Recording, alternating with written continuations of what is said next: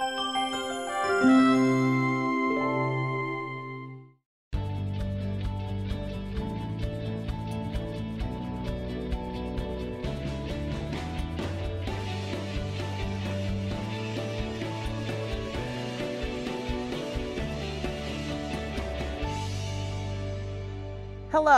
welcome to another edition of 1036 here on Milwaukee PBS. I'm Portia Young.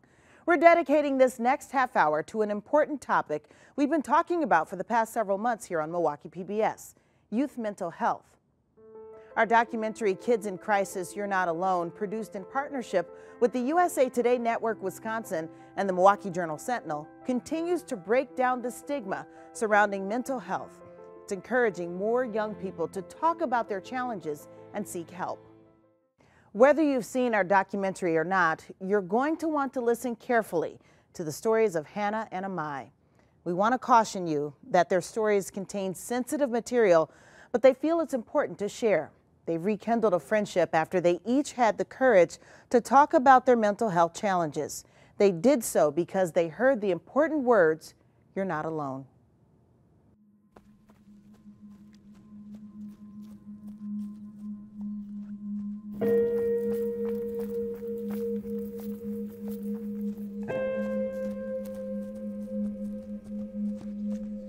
Running is my outlet, it's what keeps me sane.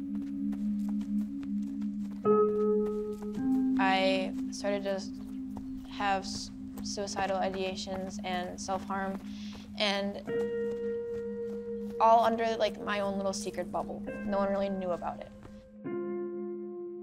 I'm Hannah Olenchek, and I have struggled with depression, anxiety, and previous eating disorders.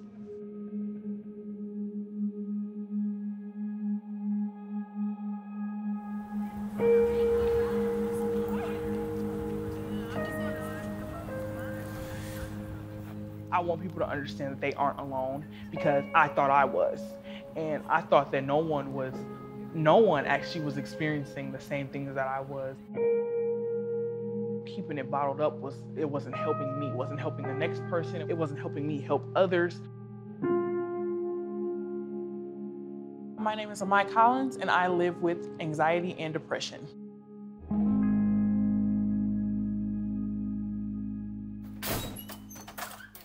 Amai and I, we were definitely like good acquaintances, and whenever we were with each other, we would talk and stuff, but we were never super close. We hadn't spoken about any mental health. When someone's loud and exuberant in the hall, you never really know that someone's going through it. We were definitely brought back to each other that day.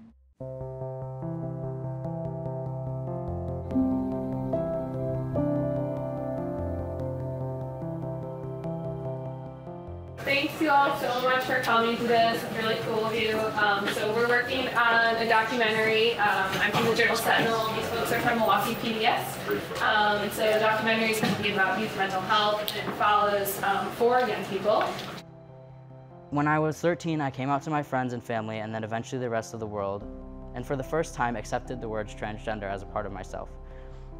While being trans itself is not a mental illness, the way that society treats trans people can cause mental illness in the trans community to be higher. And then I ended up going to my first mental hospital for my anger issues by the time I was 7. When someone looks at you with that look of, what's wrong with you, that just would eat me alive. I struggled with dark thoughts that would consume me. I was scared of my own brain. I remember writing my mom the goodbye letter.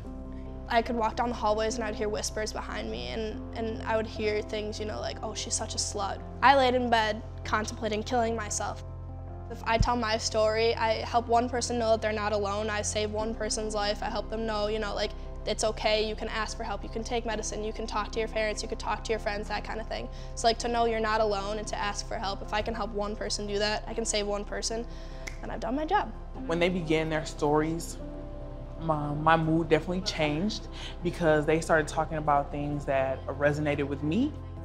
The topics kind of hit me in a way that made me become emotional, and that's when I started to cry. Like, when you hear other people's stories, and like you're not the only person going through it, like, it makes you feel different, because like the same things you were going through, I was going through the same things, and I still am.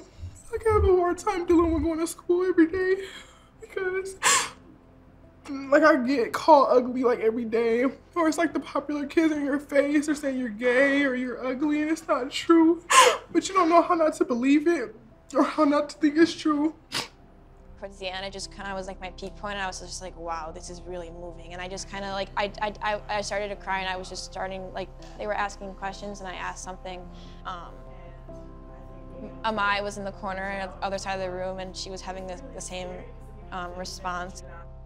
Just when we were kind of both in that emotional state, it didn't really matter that we hadn't really been close for a couple years. Like, we just immediately kind of were drawn back to each other, just kind of connecting over common experience.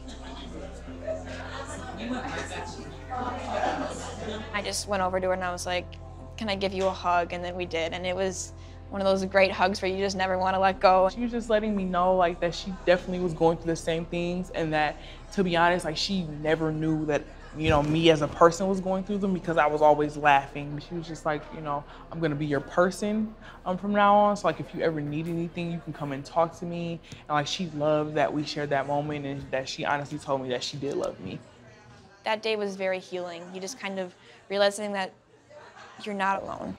I was angry at the way that I felt. I was angry that someone told a story that registered with me. Not so much angry at the person, but angry that I never actually opened up about these things. I kept them inside. I didn't really want to talk to anybody because I honestly didn't think that people would care or even want to hear what was going on with me. When they were just starting to tell their stories, it was just very, very powerful and very moving. And just to see all these people who are now talking on behalf of things that they've gone through in a very activist sort of way, trying to spread awareness. That was very powerful for me. I was really down. I was really low at times. I did not seek help, nor did I go to my parents. I was depressed. I couldn't go to school. School was like my safe place. I couldn't go there and be happy. Reading, like, which I love, wasn't, you know, helping me anymore. I was kind of just like nothing about my life to me was happy. And at that point, I didn't actually understand that I was going through depression until at least my sophomore year. I had broken down in my gym class, and I was with two of my friends, and I had told them, like, I was honestly, like, I'm conflicted inside. I'm super sad. I don't understand why. And I didn't understand where it was coming from. So going into my junior year, I still wasn't okay. Like, I put on this huge, you know, face for people to make it seem like, you know, I was, you know, ignoring their comments, or I honestly didn't care. I hadn't talked to anyone about anything that I had struggled with. Not a parent, not a best friend, not a random person on the internet.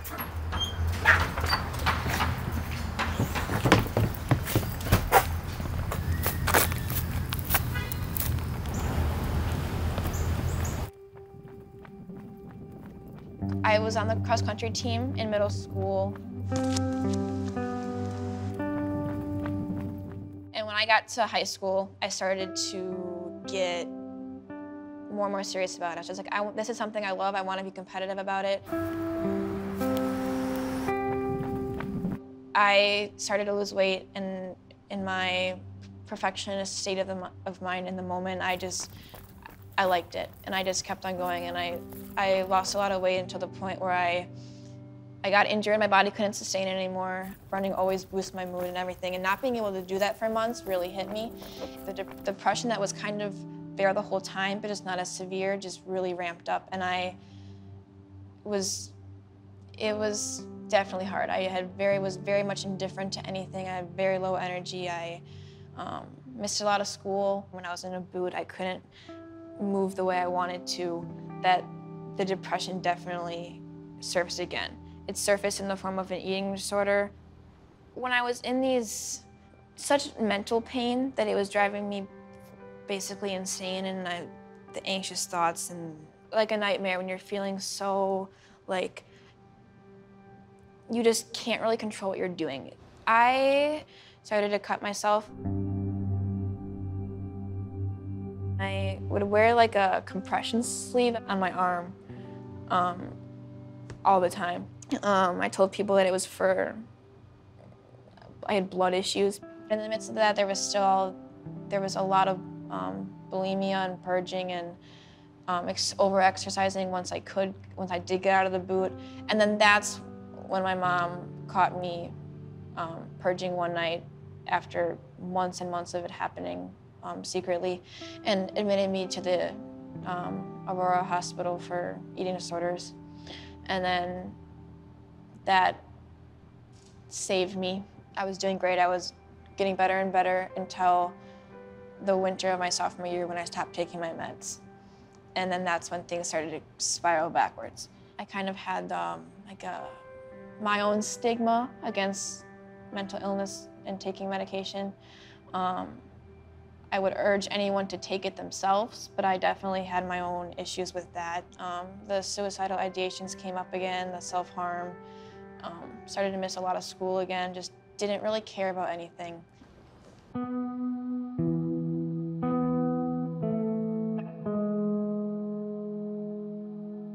In middle school, I was a pretty confident 14-year-old. I didn't really have any issues with self-confidence until individuals started talking about me. And I was under the impression that when I transferred into high school, that things would be different. People would be nicer, people would be more understanding. Everyone was the same. People were actually worse.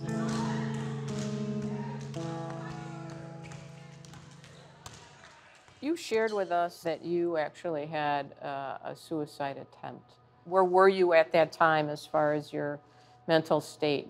It was in the winter inside of my junior year, and I was at such a low spot. I had cut off all my friends, and they didn't understand why.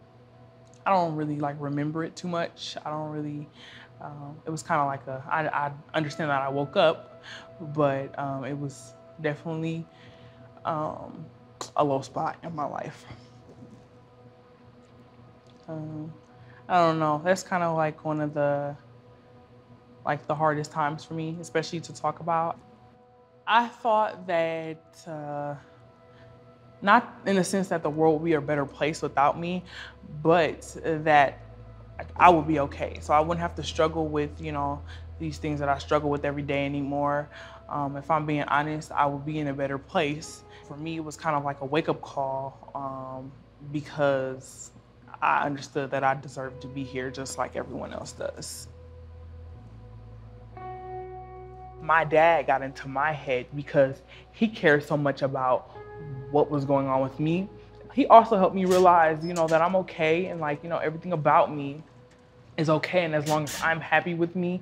My dad always sends me a text my nickname is Snooda, so he'll always say hey Snooda, I love you or whatever, have a good day at work.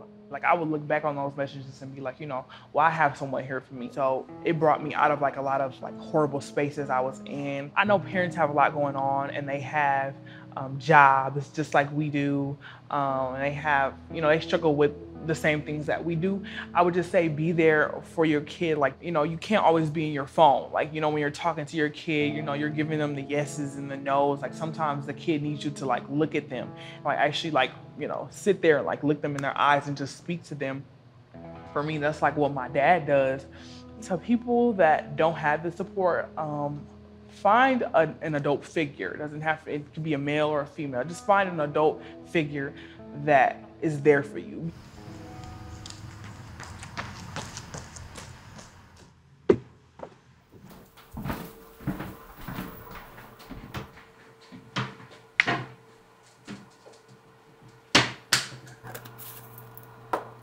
Today, the state of my mental health is completely different than it was those 2 years ago.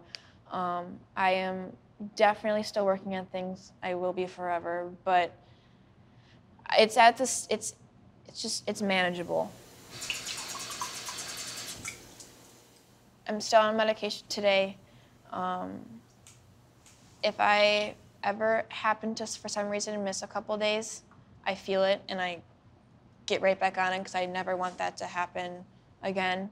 This summer, I've been, doing a lot of different things. I think I've, did couple of stepping stones, in my opinion. I think like one day I was actually sitting in my room and I was reading, and something that I had come across in the page was kind of like sitting with me, and I had to close the book and I had to keep, remembering it or repeating it in my head. And I realized I was okay. Like I was actually content and happy with who I was. I was reading a poetry book, I believe, and it was a poetry book about self-love. Junior year, I applied to a foreign exchange program, and I got in. And the reason for me kind of fighting to do this was for an escape or my new fresh start. I went abroad to Costa Rica for a semester and met people that allowed me the opportunity to be in a situation and environment where you truly can be yourself and kind of figure out who that is. When the scars had all healed and I hadn't self-harmed in a while, it was completely healed, just recovering scars. And I went to Costa Rica, and on day one I was like, I'm not covering this up. I am a person who doesn't want to be held with this. I don't want to feel trapped with my mental health issues. I want to be someone who can speak out about it. It was uncomfortable at first, definitely. I was kind of like, well, this isn't right. I was hyper aware of like where they were and just people seeing it. And as time went on, became more and more comfortable with it, to the point where when they did ask finally, after ignoring me for a long time, I was able to talk about it. And then coming back and just being able to show them freely and just kind of move on from that.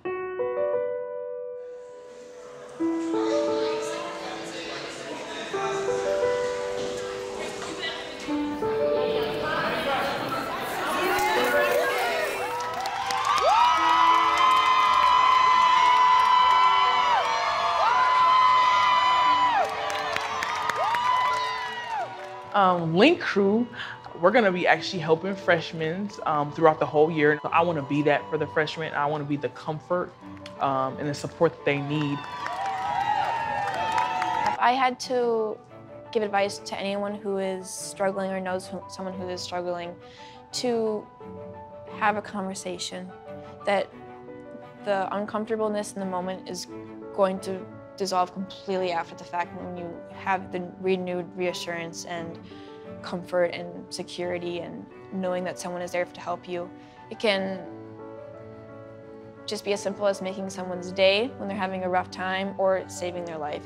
My biggest thing is to get the people that don't like to talk about these things to talk about them, because I think that's the hardest part, because I was one of those people. I actually did have to step out of my comfort zone at that event that day and actually, give myself the ability to cry. I feel that people are struggling because they either don't want to talk about it or they don't have anybody to talk to. I don't think I would be in such a positive space if they had never came to school that day. With something as simple as like a hug when you need it can just create such a bond, and that's very cool and very powerful.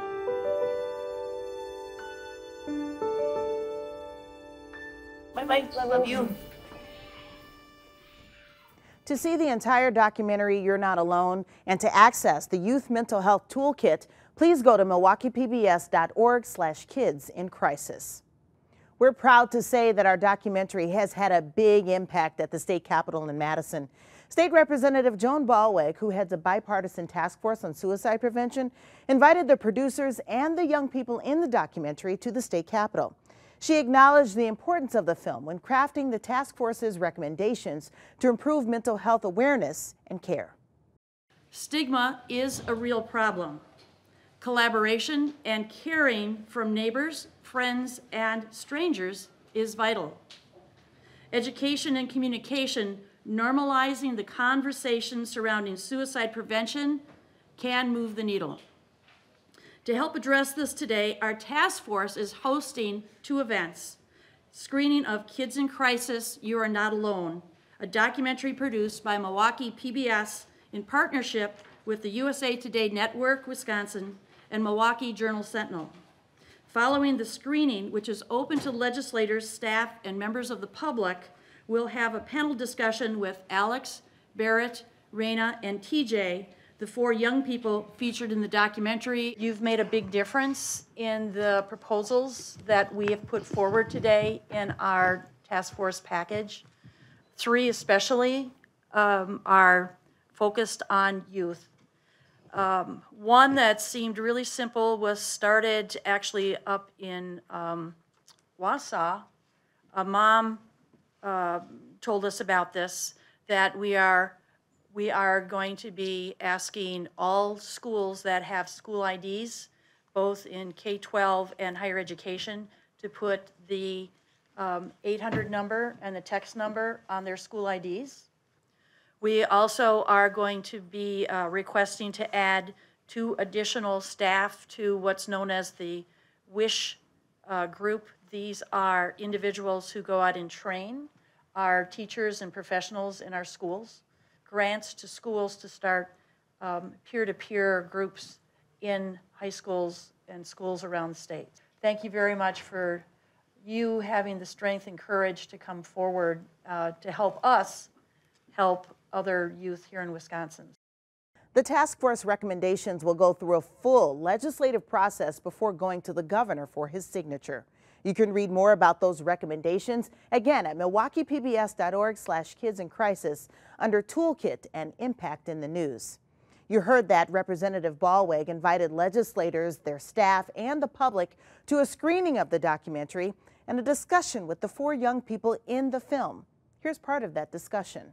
In your own lives, what has been most helpful to you in living through mental health challenges, and what do you think young people today need more support with? What kind of support do people need today?